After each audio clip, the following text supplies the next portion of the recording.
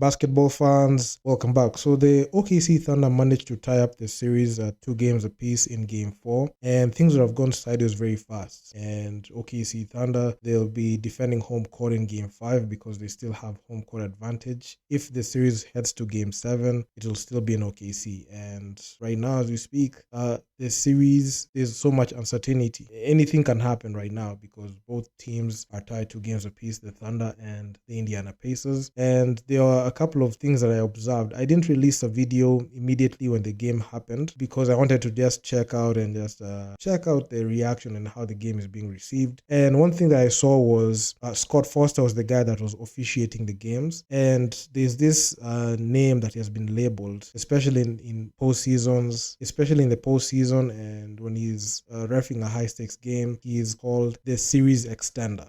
So that word has been tied to Scott Foster a lot of times, and it's something that those allegations are too tough to beat, because in every single time I've seen him officiate and the series is somewhat there's a little bit of imbalance, and they're not clear favorites, but the NBA just want to do that thing so that they can be able to elongate the series. Scott Foster gets that phone call, but we saw that Rick Carlisle, he came out in defense for Scott Foster because he was getting flamed, and we saw a couple of things happen in that Game 4. There were a couple of calls that didn't go on the Pacers side. The OKC Thunder, being led by SHAI Alexander, went ahead and had a clutch performance, beating the Pacers in Game 4, because the game and the series would have gone sideways, especially with the OKC Thunder going down 3-1, and both teams have been able to steal one game from each of their respective home courts. And honestly, it's been an interesting one, and this series is for the diehards. So SHAI Alexander, shown in this series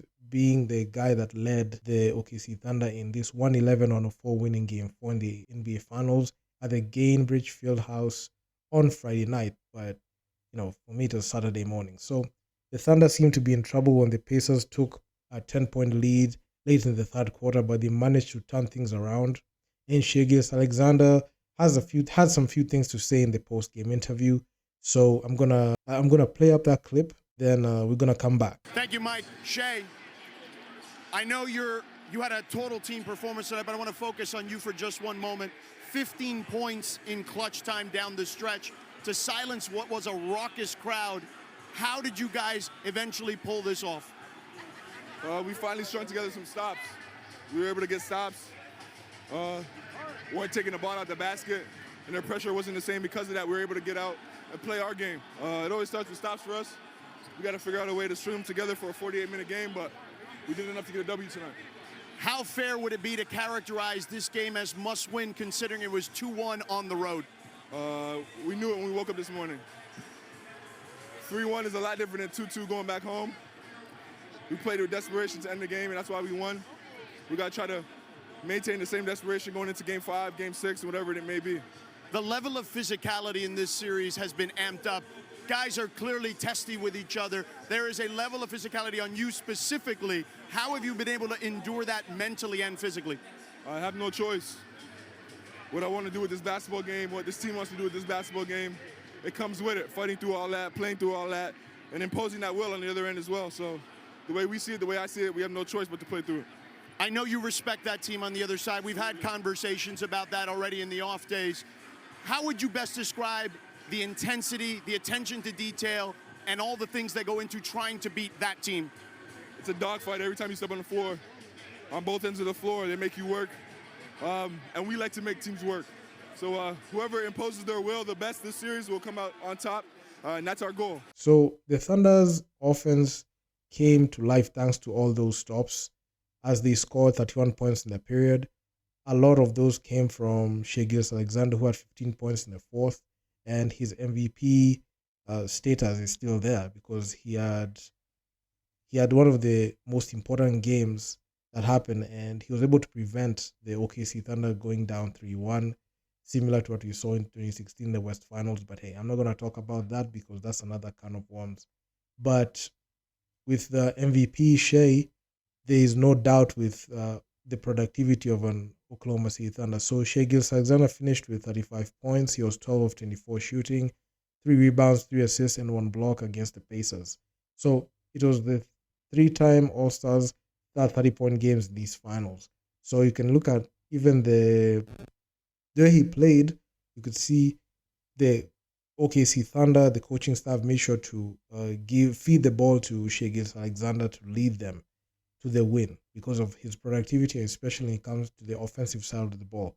So thanks largely to Shai Alexander, the fourth quarter of Game 4 proved to be the complete opposite of Game 3. So the Pacers outscored the Thunder 32-18 in the final period at that night, but the script was flipped in this case because it will be a very bad look for the Oklahoma City Thunder to go down and go down 3-1. So you wouldn't have seen that coming, especially with how the Indiana Pacers played in the postseason. So this type of offensive productivity will reign true, especially when you have the MVP and the MVP guard on your side. And with Shai Alexander, there's always that aura that the man has. I don't think you can count the guy out easily.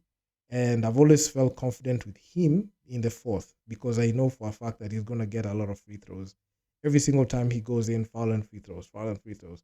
So the Pacers made one field goal in the final 5 minutes and scored just 1 point in the final 3. While they did get some open looks, you have to give it to the Thunder a lot of credit, especially limiting to them to 5 of 18 shooting from the field in the fourth. So the finals are not tied at 2 games apiece.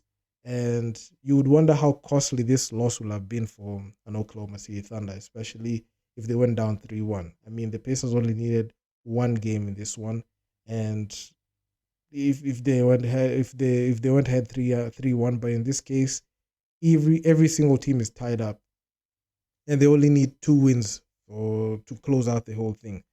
But there's a high likelihood I feel like this series can even go to a game 7. So while the Thunder are the clear favorites now, they won't be getting it too easy, and they can't allow themselves to get carried away because Shai Alexander showed respect to the Pacers post-game, and he even talked about what it took in winning this series. So you could see all in all, this series has been entertaining. And one thing that a lot of people fail to understand, especially the guys who just come in to watch the big games, this game will not feature in their memory, especially when it comes to like NBA Finals history, because it doesn't feature the names that they're used to seeing. Because when I look back, even before I was thinking about this video and just talking about it, I saw that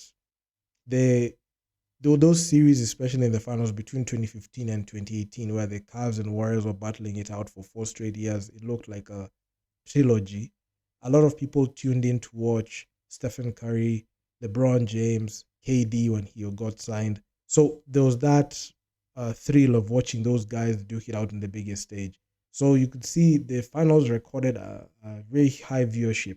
But in this one, I know there's a lot of change, especially with the whole branding of the NBA Finals. If you look at the NBA Finals and you look at a regular season game, you'll see that there's no clear difference in how the outlook of the whole contest, the way it is. And that is something that is watering down like the legitimacy of like the NBA Finals and also the NBA, because a lot of people just want to see a different stage. They want to see like the decals, but the decals were ruled out because they make the floor very slippery. But the funny thing is, there are a lot of decals that are used in the in-season tournament, but Adam Silver is yet to talk about that, and you're going to see you're going to see athletes playing on them. And if you look at even the whole branding for the NBA Finals years prior, you will see that like there's a lot of prestige. There's a lot of glare. There's pump and glare, especially when it comes to the finals. And even the casuals, when they tune in to watch the NBA Finals right now, they're not going to get the same thrill. So that is one of the downsides that I saw. And even I made a video talking about even Adam Silver going ahead and giving his opinion on that. But hey, this is what it is. So will this series go to Game 7? I mean, I'm just curious to see, because I'll be interested to see a Game 7. The last time we saw an NBA Finals Game 7 was in 2016 when the Cavs came back down 3-1 from a 3-1 deficit from the Warriors. So it will be kind of awesome, because in 2017 the series ended in 5. In 2018 it was a sweep. The Cavs got swept by the Warriors. 2019, the series ended in 6. The Raptors beat the Warriors in 6 games. 2020, the Lakers beat the Miami Heat in 6 games. 2021, we saw the Milwaukee Bucks lift the title for the first time in a long time, and they beat the Phoenix Suns in 6 games. 2022, we saw the Warriors win it in 6 games.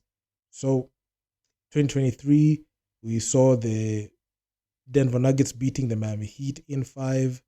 And yeah, and just recently, and not even recently, but just last year, I don't know why I'm saying recently. In recent memory, the past NBA Finals, the series ended in 5, and the Boston Celtics were able to clean up house, and they were able to beat the Mavericks in 5. So it'll be awesome to see this series go 7 games, and there's a huge potential, provided both teams protect home court. If the OKC Thunder are able to go ahead and win game 5 and defend home court, that means they only need 1 game.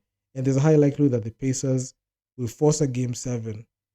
And I'm eager to see that, because if they force a game 7, it'll be OKC Thunder at home, and the Pacers will be on the road for all the marbles. So yeah, it is what it is. So do drop me your comments down in the comments section, what you think about this. I'm going to talk to you guys in the next one. Peace out.